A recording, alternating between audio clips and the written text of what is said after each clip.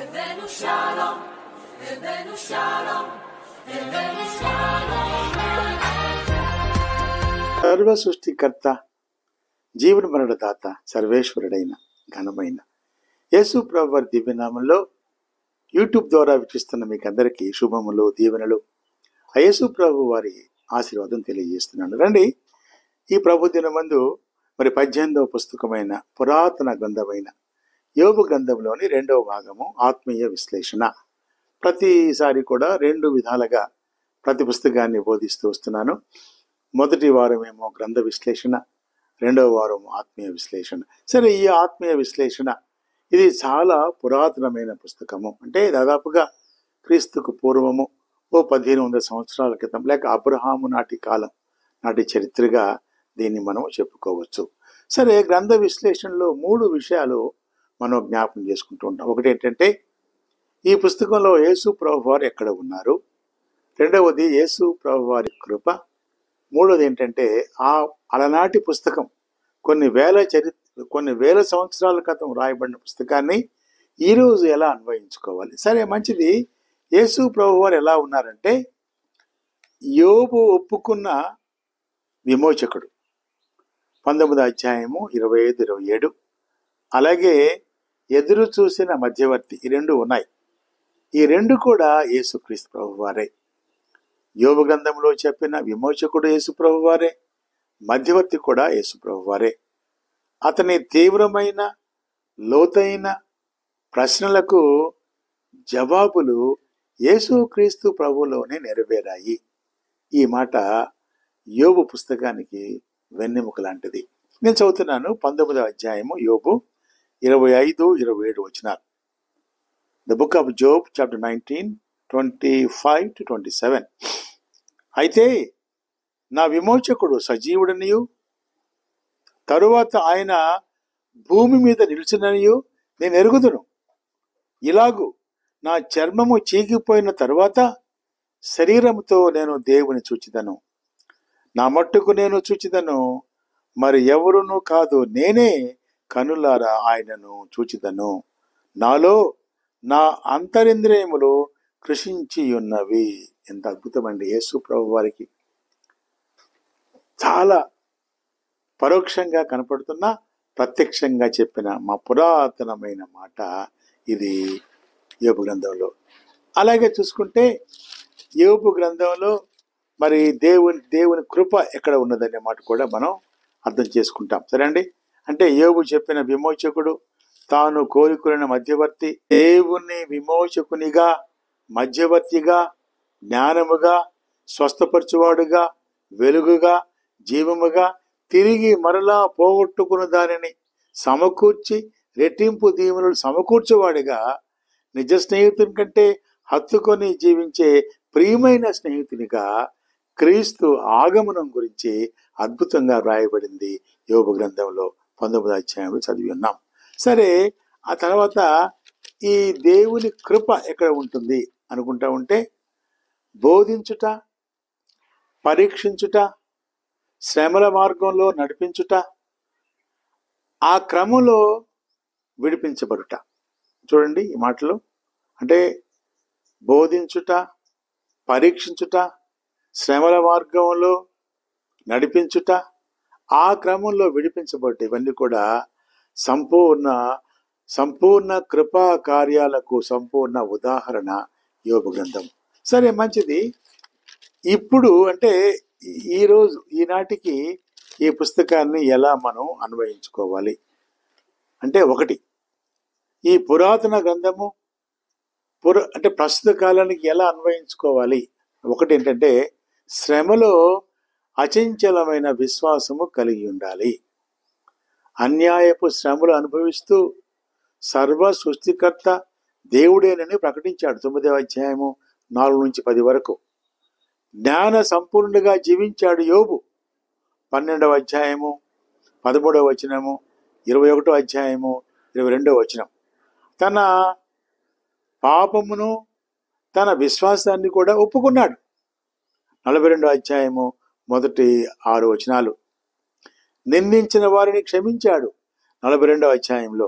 తర్వాత సమస్తం ఒప్పుకున్నాడు తర్వాత దీవెనలు పొందుకున్నాడు. కాబట్టి శ్రమలలో అచంచలమైన విశ్వాసము కలిగి ఉండాలి. శ్రమలు కలిగినప్పుడు ఈ పురాతన శ్రమల కంటే కూడా దేవుని పురాతనమైన శాశ్వతమైన ఆ గొప్ప కృప మనతో ఉంటుంది. కాబట్టి శ్రమల ద్వారా నీకు నాకు బహుమానం దేవుడిస్తాడు. రెండవది ఏంటంటే ప్రార్థనలో యథార్థత కలిగి ఉండాలి. విశ్వాసం నుండి వైదొలగలేదు యోబు. అనేక శ్రమలు, తన బిడ్డలు పోగొట్టుకున్నాడు, తన కుటుంబాన్ని పోగొట్టుకున్నాడు, తన ఆస్తిని పోగొట్టుకున్నాడు. శరీరము కూడా చాలా ఘోరమైన వ్యాధితో బాధపడుతుంది. భార్య కూడా ద్వేషించింది. స్నేహితులు హితబోధ చేశారు. దేవుని జవాబుతో యోబు హృదయము నిండిపోయింది అని చెప్పవచ్చు. ఈ పుస్తకం చదివితే ఎవరి మాటల ద్వారా ఆదరణ కలగలేదు, కానీ దేవుడిచ్చిన జవాబు ద్వారానే 38వ అధ్యాయం చదివితే మీకు అర్థమవుతుంది. దేవుని జవాబు ద్వారా విశ్వాసం నుండి వైదొలగకుండా హృదయము ఆనందంతో నిండిపోయింది. ప్రార్థనలో యథార్థంగా ఉన్నాడు యోబు. మూడవది ఏంటంటే దేవుని మార్గముల విషయము మాట్లాడటం అపాయకరం. దేవుని తీర్పు గురించి, దేవుని ఉద్దేశాల గురించి, దేవుడు చెప్పని మాటల గురించి చెప్పినట్లుగా నువ్వు చెబుతూ బోధించటము, తన ప్రణాళికను ముందుగా గ్రహించిన వాడిగా బోధించటం తప్పు, అపాయకరము. దేవుని మార్గములు, దేవుని కార్యములు, ఆమోదించిన శ్రమలు మానవ సమీకరణాలకు అంతుపట్టవు. కానీ యోబు గ్రంథము జీవితం ద్వారా ఆ శ్రమలు కూడా దేవుడు అనుమతించాడు. అనుమతించిన దేవుడు ఆ శ్రమలు తీసివేశాడు.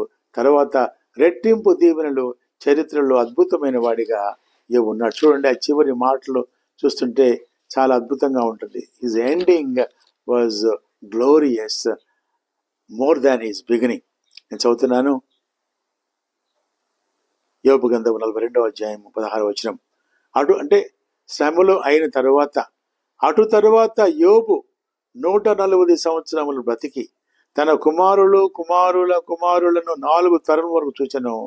పిమ్మట యోబు కాలము నిండిన వృద్ధుడై మృత్యు నొందెను అంటున్నాడు. ఇంకా ముందుగా అంటాడు 12వ వచనంలో, యెహోవా యోబును మొదట ఆశీర్వదించిన కంటే మరి అధికముగా ఆశీర్వదించెను.